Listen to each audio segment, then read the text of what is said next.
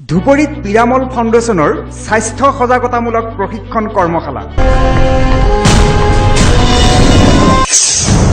ধৰ্মীয় আৰু আধ্যাত্মিক গুৰুসকলৰ অংশগ্ৰহণ।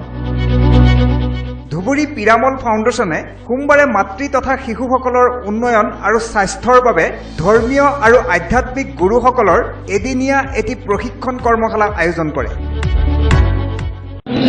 মানে যদিও আমি 13টা মেইন ইণ্ডিকেটৰ আৰু তাত মানে হেল্প কৰিবৰ কাৰণে সাব ইণ্ডিকেটৰ বুলি কয়, সেই 31টা সাব ইণ্ডিকেটৰৰ লগত কাম কৰোঁ। সেই সাব ইণ্ডিকেটৰৰ পৰা আমি বাছি উলিয়াইছোঁ স্বাস্থ্যৰ কাৰণে কেনেকৈ গৰ্ভৱতী নাৰী এগৰাকী আমি স্বাস্থ্য কেন্দ্ৰলৈকে অনাৰ চেষ্টা কৰিব লাগে। যেতিয়া তেওঁৰ নামটো ৰেজিষ্টাৰ হ'ব, পঞ্জীয়ন হ'ব, তাৰ জৰিয়তে তেওঁলোকে যথেষ্টখিনি মানে সা সুবিধা, চৰকাৰী সা সুবিধা যথেষ্ট দিয়া গৈছে। এই সুবিধাবিলাক মানে প্ৰয়োগ কৰিব পাৰিব।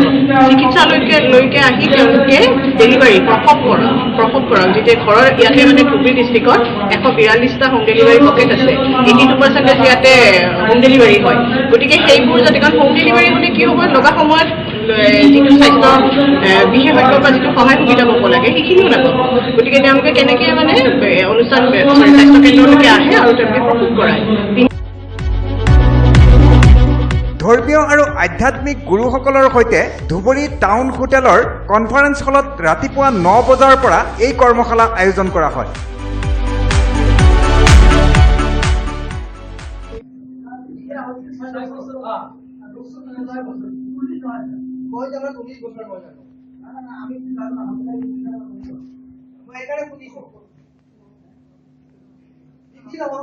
এইবিলাক উদাহৰণ দিয়ে, কিন্তু সেই সময়ৰ লগত এই সময়ৰ কোনো তুলনা হ'ব নোৱাৰে। কাৰণ মোক এই তুলনাবিলাক দিছে আৰু কোনোবা এজনে কৈছে 19 বছৰ। যদি 19 বছৰ দিছে ৰাইট, কাৰণ মানুহ এজন ছোৱালী এজনী পুৰা মেচিয়ৰ হয় 19 বছৰত, ছোৱালী এজনী পুৰা মেচিয়ৰ হয় 19 বছৰত। 19 বছৰ বয়সতে